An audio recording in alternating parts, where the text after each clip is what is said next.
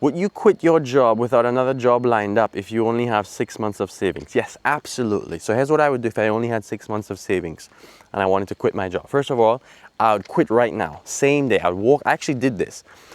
It was 2 p.m. and I just changed my mind. I was like, you know what, this isn't for me. So I literally walked to the owner and said, listen, changed my mind. Turns out I quit. This is going to be my last day. Boom, 5 p.m. clocked out. That was my last day I ever worked, actually. So this is what I would do.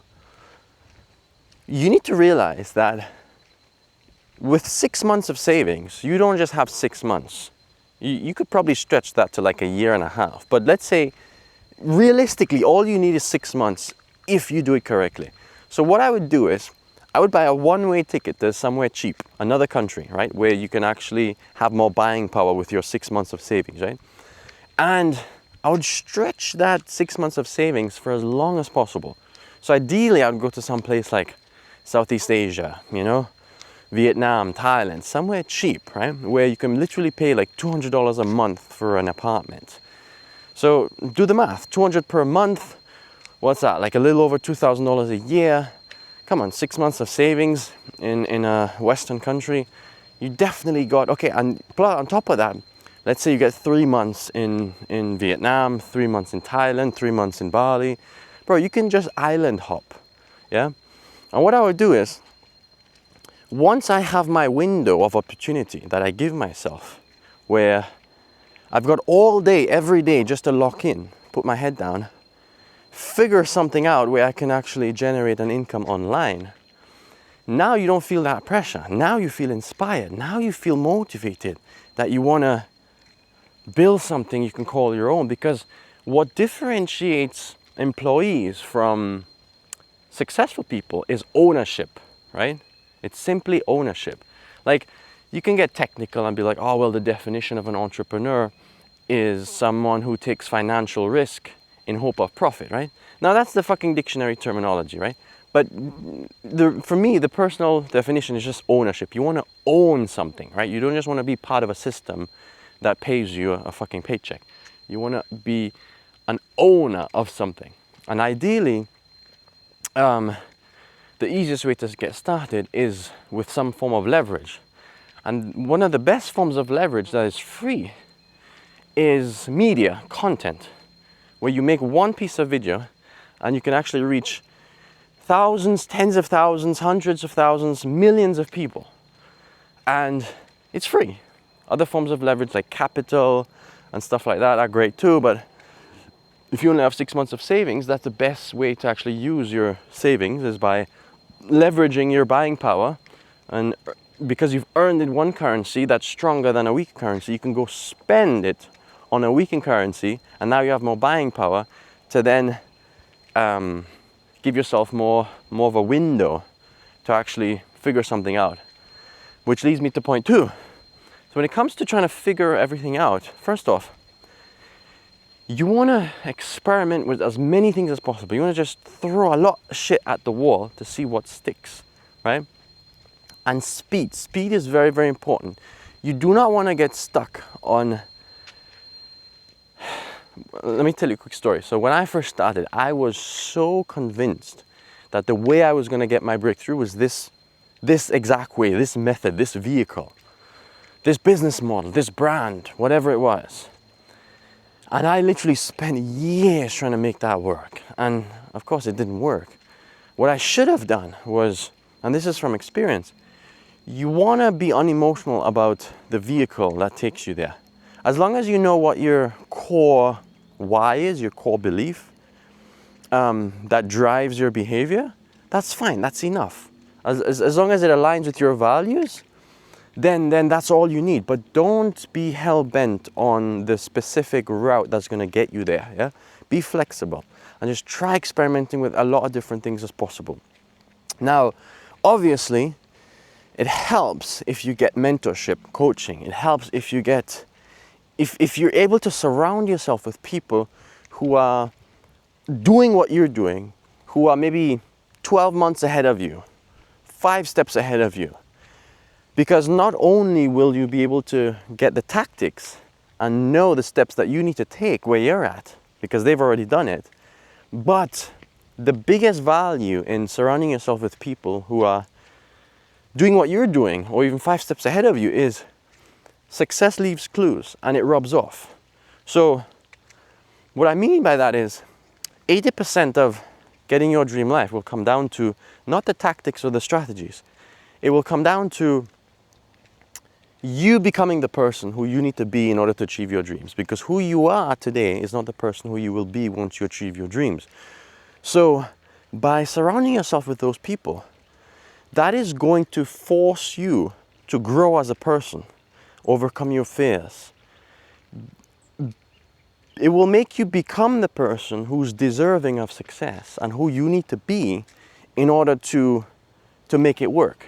And I think that's like the biggest takeaway when it comes to, you know how they say you're the average of the 5 people you spend the most time with? Well, 100% true. And it's because of that. It's because as human beings, right, we're hardwired to care what people think of us, right? And which is fine, but sometimes it works against us, you know, especially in 2026, right? Because it no longer serves us, you know. So it's like before, back in the day, if people viewed us as, you know, weird or like filming in public and people judging us, right? Back then, if we were an outcast, they would throw us out the tribe and we would die, right? Nowadays, it doesn't happen like that. So it doesn't serve us anymore, but because our human psychology is still fucking ancient, we haven't evolved yet, we don't know that. So why am I saying this? I'm saying this because once you surround yourself with people who are 5 steps ahead of you, or people who are doing what you're doing, suddenly you stop giving a fuck about what everyone else in the world thinks of you, and you start only giving a fuck about what those handful of people think of you. So once you shift that mindset, and then you start realizing, fuck, now I don't care about whether people judge me. I only care about whether these people judge me. And the people who you're going to surround yourself with, they're going to encourage you to pick up that camera. They're going to encourage you to do the uncomfortable stuff, right? Because so now it's a shift. It's like that book, The Subtle Art of Not Giving a Fuck. He says you cannot not give a fuck. You need to give a fuck about the right thing so that everything else becomes irrelevant. That's the trick. You need to stop giving a fuck about everything else and only give a fuck about what these handful of people will think of you. Because once you do that, then you'll feel bad for not picking up that camera and making a video, for not building a personal brand, for not building a faceless brand, for not doing anything, for not starting a side hustle, for not learning, and so on and so on. And people will hold you accountable. Yeah? So really and truly, bro, 6 months is all you need to change your life. I've noticed that between around, you know, it's interesting. When I used to have a job, and let's say I started a new job, it took me about 3 months until I was super comfortable. And once I was super comfortable, it meant nothing was new. I learned everything, mastered everything. I was super comfortable, and then it was boring. It takes about 3 months to adopt a new identity once you start taking daily action. So think of it like, and it's not like you're working a job. It's like you're pursuing. It's not a push. It's not pushing you. It's pulling you. And that subtle distinction is what makes all the difference in how you show up. It's the intention behind it. Yeah, it's like that's the difference. That's the difference. The job is pushing you. This is pulling you. So, and of course, like you're a product of your environment. Like I don't know if I would be able to make this video right now and sound like my soul, my energy, my being is behind it if I was like stuck in a city where it's cold and winter sucks and it's depressing and dismal and cloudy and the sun never shines. I don't know if I would have it in me, right? So obviously environment plays a huge part. But that's why with 6 months of savings, what you're gonna do is you're gonna put yourself in the environment that's gonna allow you to maximize your potential and actualize your potential. And you're going to become the person who's deserving of the life you want instead of hoping that you get lucky. You need to think of it like every time you try, it's like success is not like a one-time thing. It's a rent you pay every single day. So that's kind of like my thought process when it comes to giving myself 6 months of, if I had only 6 months of savings, that's what I would do. Check out Vietnam. Here's some practical tips, right? Check out Vietnam, right? You can literally pay $200 for a nice place, bro. Rent per month, right? You can spend 3 months in Vietnam. You can get like a 3-month visa, so you're good. You can lock in somewhere near the beach where it's warm. Food is super cheap. You feel inspired. Like you're surrounded by nature. Like you don't have to cook. You can eat out every single day. So literally, you got free time on your hands to figure out, okay, well, what it is that you want to do. Like, what are some main things that you know? What are some... So, you've got two things, right? You've got constants and you've got variables. The constants are the things that remain constant in your life, and the variables are the things that change. So you want to look at your life and be like, all right, bro. All right, I got 6 months of savings. I'm right now in Vietnam. All right, good. I've stretched it, so I've got at least a year to a year and a half in Southeast Asia to figure something out. Okay. Well, what in my life is going to be constant 5 years down the line? And not just in my life, but in the marketplace, in the world, right? Because you want to look at trends and stuff, and you also want to look at, well, personal ability, right? What's something you're going to want to be doing 5 years down the line that has been true for you for the last, I don't know, 18 months, 3 years, 5 years, because that's a clue as to what direction you should head in, right? And then once you get an idea of, okay, well, bro, well, what inspires me? Like, I've always seen people make these travel, like for me personally, I've always seen people make these travel videos.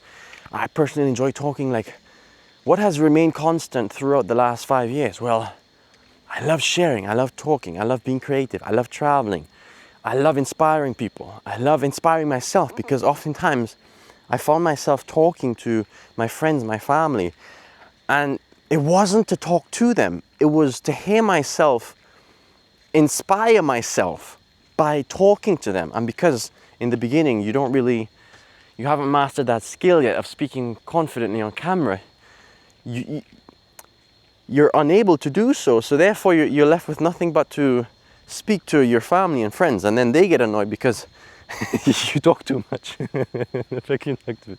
Like me, I talk too much, yeah? So that was a constant, right? Whereas the variable changed. Like, okay, I started doing Facebook ads, and I tried drop shipping, and I tried SMMA, and so those are the variables. They change. So you never want to, if you're serious, you never want to approach something that's going to be a variable. You want to approach something that's going to be a constant 5 years down the line. And especially now with AI and how that's going to change and revolutionize the world in about 5 to 10 years. I was listening to a podcast recently from Elon Musk, and he was saying that eventually 10 years down the line in 2036, money is going to be irrelevant. And it's very, very interesting. UBI, yeah, he actually changed it from saying, which is universal basic income. He now calls it universal high income. Because apparently, yeah, there's going to be such a supply when it comes to products and services because of AI that the ratio between... Anyway, that's for another video. But so for me personally, bro, it was talking. It was making videos. It was expressing my viewpoints. It was expressing my beliefs, my enthusiasm, my passion. It was something where after I did the work, I felt energized. It was something exciting. It was something that I was passionate about. It was something I felt like it wasn't work. It was effortless. It was something that I could do on a Saturday night when I was alone with friends and we had nothing to talk about. Like, what could I talk about effortlessly without running out of things to say with a bunch of friends on a Saturday night? Like that's a clue as to what you should do, right? So then you look at your options. Okay, well, what aligns with these things? Well, definitely content. Content is, because probably, you know, you've consumed a lot of content on that topic, on that niche, right? So then that's a clue. So then you could start experimenting and being like, hey bro, yeah, let me try making a few videos. You know, like I did not start making these long YouTube videos. It took me so long. And trust me bro, like if you're anything like me, which you probably are, just trust me on this, yeah? It's not as scary as you think once you start putting yourself out there and speaking to the camera. Like it's a mindset shift that I wish I had sooner. And I wish nothing but that same shift in mindset for you. Truly. It is one of the most freeing, enjoyable things that I have found that I definitely want to do long term. And I know you do too. Yeah? It's just we get so caught up in our heads. And I remember exactly how it felt when I first considered making a video. And then as soon as I clicked record, my brain went blank. But it wasn't that, it was because I was so afraid of judging myself. And I didn't know who I was speaking to. But once you understand who your ideal avatar is, and you understand that, well, my ideal avatar is who I recently was, right? Before I had any minor breakthrough. Therefore, when you speak to the camera, you're addressing someone, not a group of people, but more importantly, you're speaking to someone who you can relate to, who you feel a strong connection to, because you're speaking to your previous self, your previous identity. So I don't want to go too in depth, but you can pretty much understand what I'm saying, right? And it's not intimidating once you connect the dots. And it's actually super, super enjoyable. So one thing, bro, like I was listening to this other podcast, and this guy was saying, you got pretty much about 3 forms of leverage. You got media, which in my opinion is the best. You got capital. Now, capital, it means money.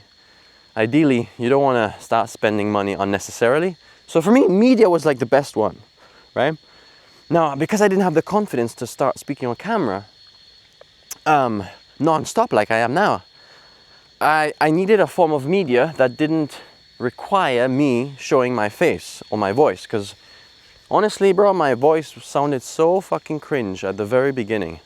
It was very, very upsetting, and I did not like that. But it's pretty much like how Adam and Eve, you know, when they gain consciousness. I'm not religious, yeah, but the story illustrates my point where, yeah, Adam and Eve, as soon as they gained consciousness, suddenly they became self-conscious, and now they were like, oh, I'm vulnerable, I'm naked, or whatever it was.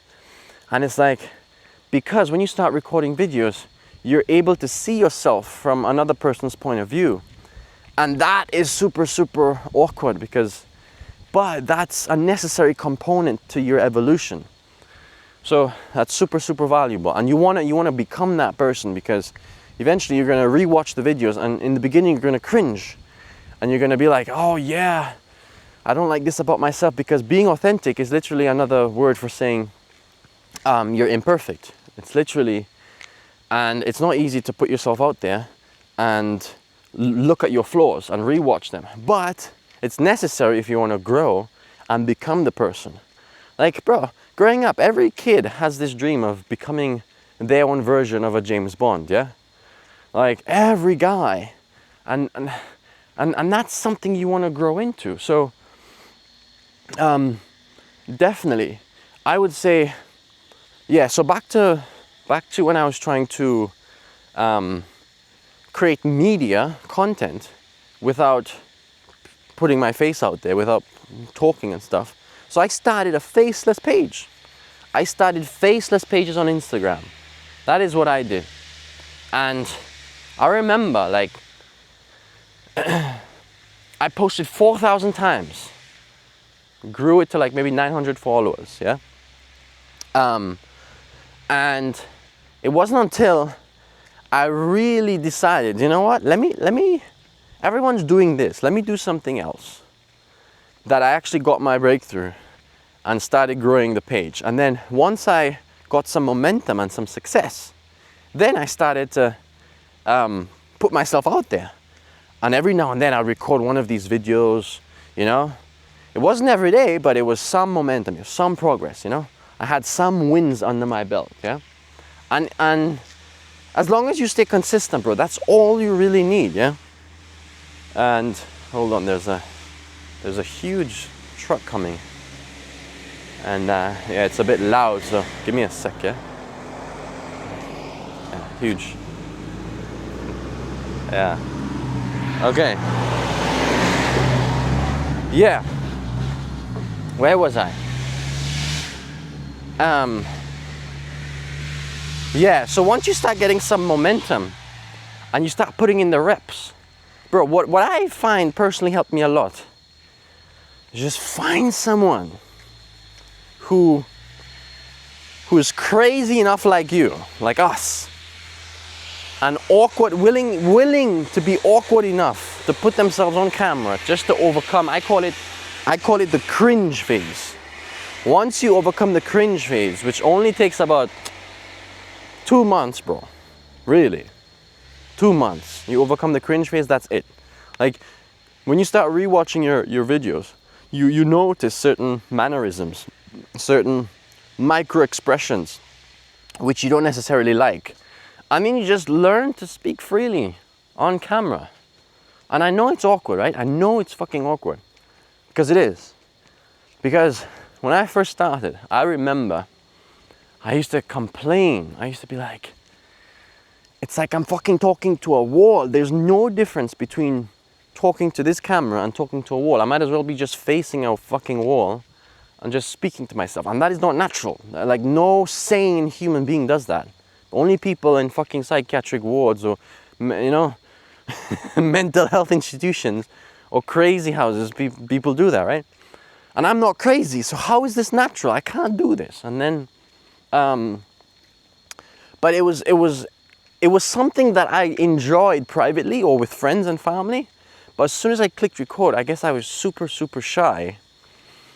And even a quick backstory. When I was in school, I remember, so because my last name starts with Y, which is pretty much the end of the alphabet, right?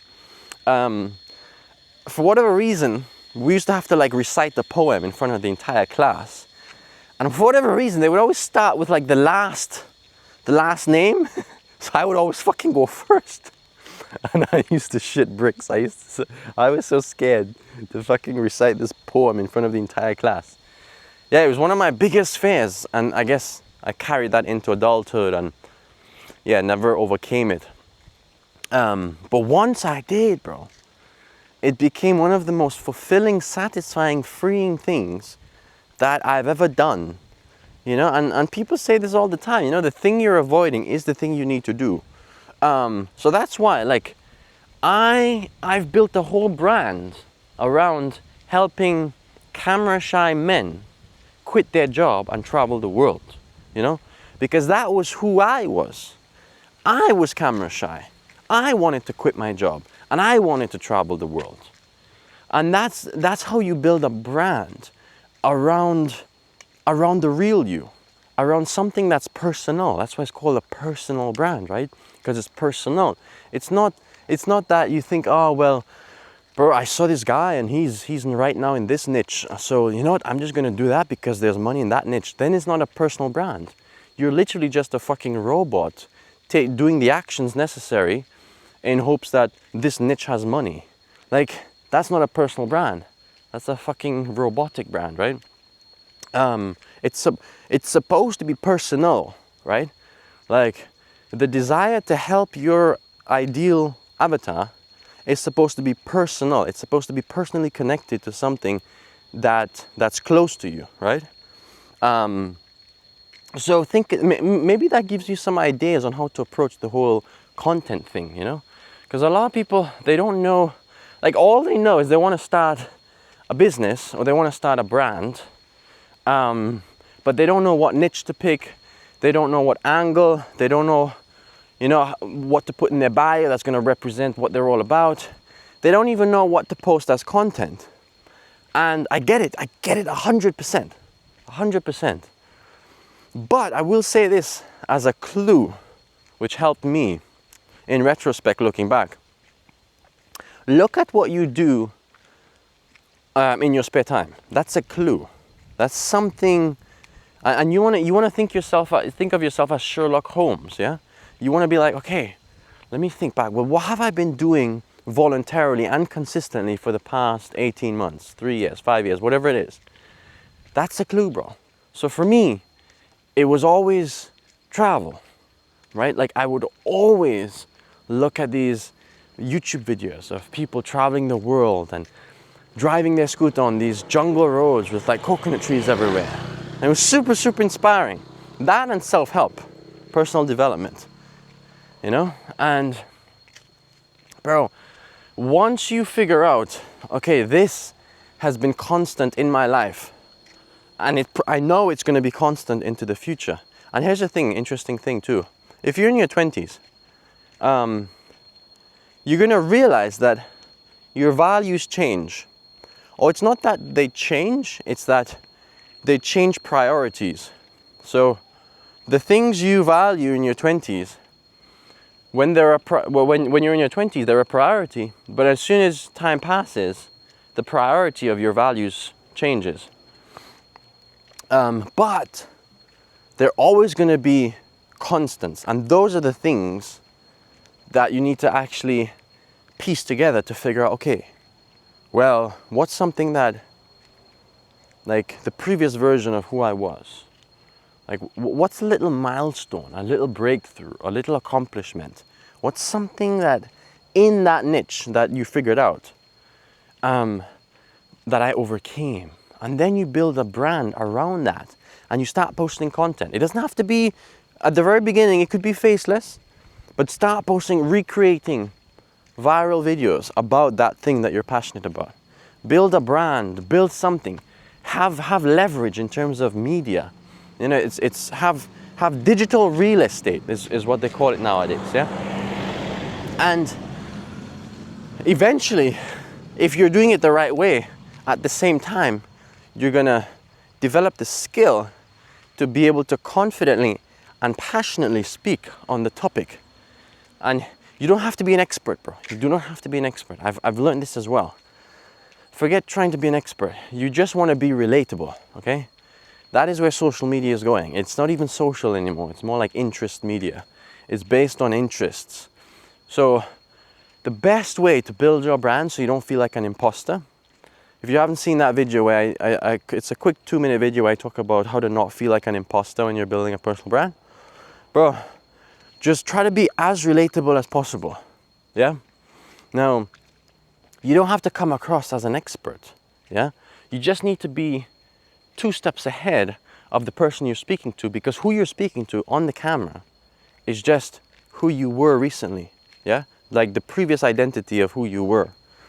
And you're gonna see, once you start getting the reps in and you start practicing and you surround yourself, you know, you surround yourself and we meet up and we hang out, bro. I'm thinking of putting together a mastermind where we all fly out, land in Thailand, and I'm right now in Koh Phangan, and we pick an island somewhere, rent a villa with like 12 of us, 6 to 12 people, and we just go all out. I think those in-person events will have more of an impact than just joining a school community.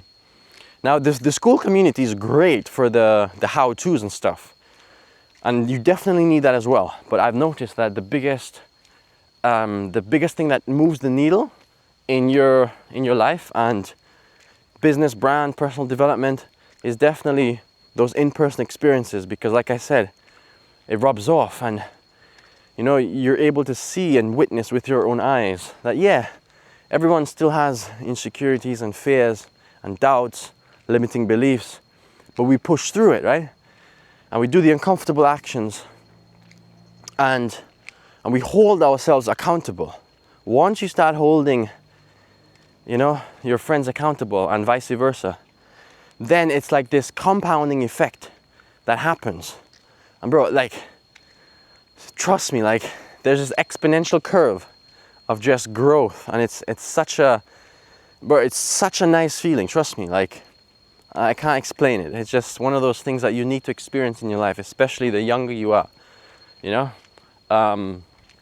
So yeah, bro, this is what I would do if I had 6 months of savings and I wanted to really make the most of it. Yeah, talk to you soon.